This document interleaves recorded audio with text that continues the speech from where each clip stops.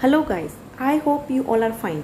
Welcome to my channel. इस lecture में हम Indian contract act 1872 chapter 10 agency cover करेंगे। So let's start. Agency start करने से पहले इसको हम एक एग्जांपल के थ्रू समझते हैं। फॉर एग्जांपल,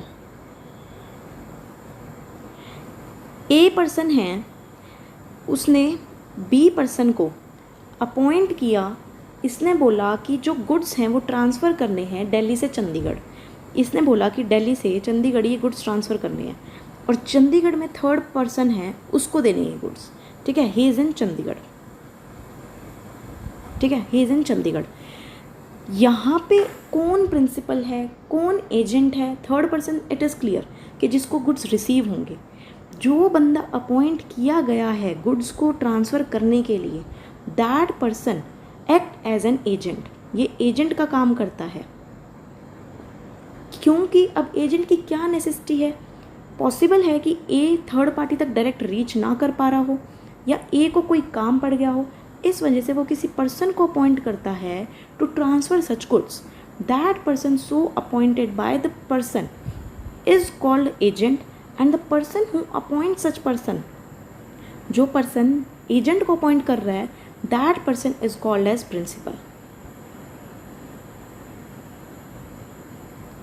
ठीक है, तो ये सारा जो होता है कॉन्ट्रैक्ट ऑफ एजेंसी कहते हैं कि जहाँ पे गुड्स को ट्रांसफ़र करने के लिए या कोई और मटेरियल ट्रांसफ़र करने के लिए या कोई और कॉन्ट्रैक्ट करने के लिए किसी बीच में पर्सन की ज़रूरत पड़ती है, थर्ड पर्सन को ट्रांसफ़र करने के लिए। That middle person is called as agent. जो इसको अपॉइंट करता है that is called as principal. और ये है थर्ड पर्सन या थर्ड पार्टी जिसको वो गुड्स ट्रांसफ़र करे गए हैं इन दिस एग्जाम्पल। ठीक है, तो इन सेक्शंस में जो आगे एजेंसी के सेक्शंस हैं, इसमें हम पढ़ेंगे कि प्रिंसिपल कौन हो सकता है, एजेंट कौन हो सकता है, and many more. So let's start with sections. Section first of all, section 182। Section 182 says, see, first of all we will read about agency. What agency? It says agents are any persons who has been nominated. कहता है agents कोई भी persons हैं जो nominate किए गए हैं कोई सर्टेन एक्ट करने के लिए। कौन देगा वो एक्ट? प्रिंसिपल देगा। ठीक है, anything done by agent, any transaction with third party, then that transaction will automatically bind the principal.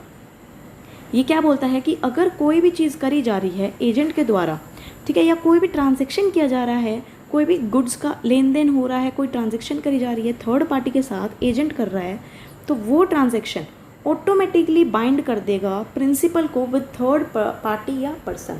आगे पढ़ेंगे कि कैसे बाइंड करेगा, क्यों वो रिस्पॉन्सिबल होगा। ठीक है, सेक्शन 182।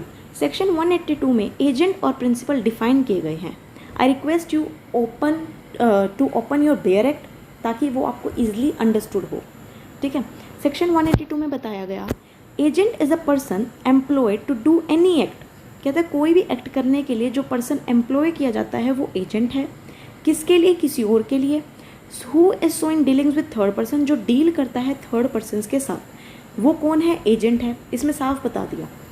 पर्सन फॉर हुम सच एक्ट इज डन, जिस पर्सन के लिए ऐसे एक्ट किए जाते हैं या उस पर्सन को रिप्रेजेंट किया जाता है, वो होता है प्रिंसिपल।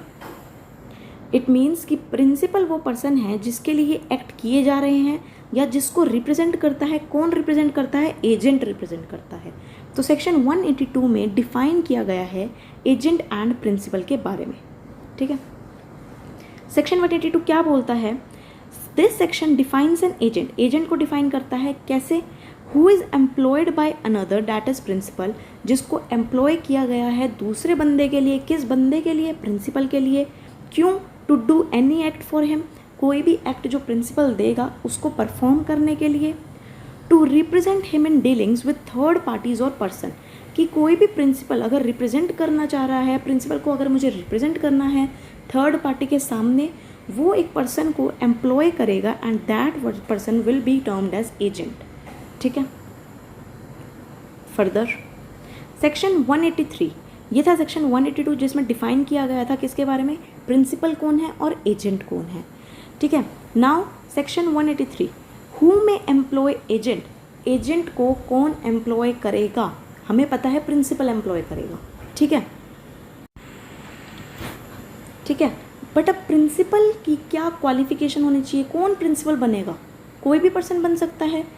इस सेक्शन में पढ़ते हैं, कहता है एनी पर्सन हु इज़, पहले ही बोल दिया, any person who is of the age of majority, जो मेजर हो, according to the law to which he is subject and who is of sound mind may employ an agent. ये बोलता है कि प्रिंसिपल कौन पर्सन होएगा? जो बंदा मेजर हो, according to Indian contract act, जो कहाँ डिफाइन कर रखा है, section 11 of Indian contract act की, कौन कौन कॉम्पिटेंट होता है कॉन्ट्रैक्ट करने के लिए, ठीक है, who are competent to contract. कहता है कोई भी पर्सन जो मेजर है या जो साउंड माइंड का है, सिर्फ वो ही पर्सन एजेंट को एम्प्लॉय कर सकता है, वही पर्सन प्रिंसिपल कहलाएगा, ठीक है। फर्दर इट इज सेड कि अभी बताया सेक्शन 183 में क्या बोला गया है, कहता है प्रिंसिपल कौन होएगा? जो पर्सन मेजर है एंड जो पर्सन साउंड माइंड है, ठीक है। मेजर भी होना चाहिए, साउंड माइंड भी नहीं, ऐसे नहीं कि मेजर है तो चलेगा, साउंड माइंड है तो चलेगा, दोनों ही होने चाहिए। अगर सिर्फ मेजर है और साउंड माइंड नहीं है, then he will not be regarded as principal, या सिर्फ साउंड माइंड है, मेजर नहीं है, then he will not regarded as principal. Major भी होना चाहिए, साउंड माइंड भी होना चाहिए, ठीक है। इसमें बताया गया it means principal is the person, principal वो पर्सन है जो एक्चुअली अपॉइंट करता है एजेंट को। हमने बोला प्रिंसिपल वही इंसान है जो एक्चुअल में एजेंट को अपॉइंट करता है अपने काम करवाने के लिए। He must be competent to contract, competent होना चाहिए कॉन्ट्रैक्ट के लिए according to section 11 of Indian contract act. He must be major and of sound mind, major होना चाहिए, मेजर मीन्स टू से 18+, मेजर होना चाहिए, साउंड माइंड होना चाहिए, sound mind capable of taking decision, ठीक है। Minor can not employ agent, बताया गया क्योंकि ऊपर कंडीशन में दे रखा है मेजर होना चाहिए। इट मीन्स जो माइनर है वो प्रिंसिपल नहीं बन सकता, माइनर है वो प्रिंसिपल नहीं बन सकता, तो माइनर एजेंट को एम्प्लॉय नहीं कर सकता, ठीक है। फिर सेक्शन 184, सेक्शन 184 में क्या बताया गया? एजेंट कौन हो सकता है, who may be an agent, ठीक है। पहले सेक्शन 183 में बताया एम्प्लॉय कौन कर सकता है एजेंट को, मतलब प्रिंसिपल कौन है। सेक्शन 184 में बता रहा है who may be an agent, agent कौन हो सकता है as between the principal and third person. हमने बताया था क्या कि ये प्रिंसिपल है, ये एजेंट को अपॉइंट करता है to deal with third party, ठीक है। तो बोलता है as between the principal and the third person, agent जो है, एजेंट जो है वो प्रिंसिपल और थर्ड पार्टी के बीच में होता है, ठीक है। As between the principal and the third person, कोई भी पर्सन, एनी पर्सन, यहाँ पे स्ट्रेस किया गया है, कोई भी पर्सन एजेंट बन सकता है। इट मीन्स यहाँ पे तो क्वेश्चन ये राइज होता है फिर तो माइनर भी बन सकता है, यस माइनर भी एजेंट बन सकता है। आगे क्या बोला गया है? But no person who is not, no person बोला, no person who is not of the age of majority, जो मेजर नहीं है और साउंड माइंड नहीं है, कैन बिकम एन एजेंट। यहाँ पे क्या बोला गया है कि वो एजेंट नहीं बन सकता, कौन? जो साउंड माइंड नहीं है और मेजर नहीं है, but so as to be responsible to his principal, मतलब प्रिंसिपल को वही पर्सन रिस्पॉन्सिबल होएगा जो मेजर है और जो साउंड माइंड है, ठीक है। जो मेजर और साउंड माइंड पर्सन नहीं है वो एजेंट तो है बट वो प्रिंसिपल को रिस्पॉन्सिबल नहीं होएगा according to the provision that behalf in that behalf herein contain, जो प्रोविजन इसमें कंटेन है। इट मीन्स कि जो एजेंट है वो माइनर होना चाहिए। सी, इट मीन्स जो एजेंट है, can he be minor? Yes, he can be minor, ठीक है। अगर वो माइनर है then he will not be responsible to his principal, तो वो प्रिंसिपल को रिस्पॉन्सिबल नहीं होगा अगर वो माइनर है तो। बट अगर एजेंट मेजर है एंड साउंड माइंड है then he will be liable to principal. यहाँ लाइबल होगा, प्रिंसिपल को रिस्पॉन्सिबल होगा, बट यहाँ पे नहीं, यहाँ पे प्रिंसिपल ही लाइबल होएगा जो भी माइनर एक्ट कर रहा है in respect of him, on behalf of him with the third parties, ठीक है।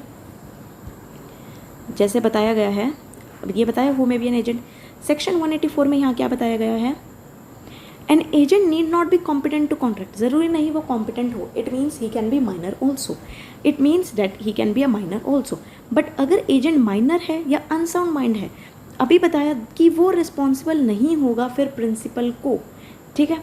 It means it that if because of agent, अगर एजेंट की वजह से प्रिंसिपल या थर्ड पार्टी को कोई लॉस हो रहा है, then in that case agent will not be personally liable. इस केस में एजेंट जो है पर्सनली लायबल नहीं होगा। क्या बोलता है कि एजेंट का ज़रूरी नहीं कॉम्पिटेंट हो कॉन्ट्रैक्ट के लिए, मतलब एजेंट माइनर हो सकता है, ठीक है, बट वो माइनर या अनसाउंड माइंड है तो वो प्रिंसिपल को पर्सनली लायबल नहीं होगा अगर थर्ड पार्टी को कोई लॉस हो रहा है एजेंट के कारण तो, ठीक है। Further it would be easy to understand by an example. See, if principal appoints minor, अगर प्रिंसिपल ने माइनर को अपॉइंट किया उसके एजेंट के लिए एज एन एजेंट, उसका एजेंट अपॉइंट किया जो कि माइनर था, कि गुड्स ट्रांसफ़र करने हैं दिल्ली से चंडीगढ़, ठीक है, and in between goods destroy हो गए।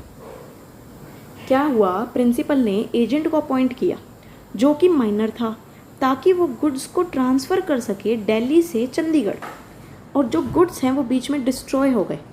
देन फॉर दिस एजेंट, ठीक है, और गुड्स डिस्ट्रॉय हो गए, देन फॉर दिस, इसके लिए agent will be not personally liable, agent जो है पर्सनली लायबल नहीं होगा इधर टू द थर्ड पार्टी और टू द प्रिंसिपल, ना वो थर्ड पार्टी को लायबल होगा ना वो प्रिंसिपल को लायबल होगा, क्योंकि यहाँ पे जो एजेंट अपॉइंट किया गया था प्रिंसिपल के द्वारा वो पर्सन माइनर था। अगर ये मेजर होता या साउंड माइंड होता तो वो रिस्पॉन्सिबल होता अगर कोई लॉस हो जाता थर्ड पार्टी को या प्रिंसिपल को एजेंट के कारण, बट यहाँ पे इस कंडीशन में वो माइनर है, then he will not be responsible to either of them. Understood? Next, section 185. Section 185 says that consideration not necessary. Consideration ज़रूरी नहीं है, सिंपल बोला गया है, कोई भी कंसिड्रेशन ज़रूरी नहीं है एजेंसी क्रिएट करने के लिए, ठीक है। इट मीन्स कि अगर हमें अपॉइंट करना है एजेंट को अपॉइंट कर रहा है कौन, principal, then for that consideration not necessary, consideration necessary नहीं है। ओके इस वीडियो में इतना ही, आगे के section I will cover in next videos. अगर वीडियो अच्छा लगा हो तो please like the video and subscribe my channel to get notification for my new videos. Thank you for watching.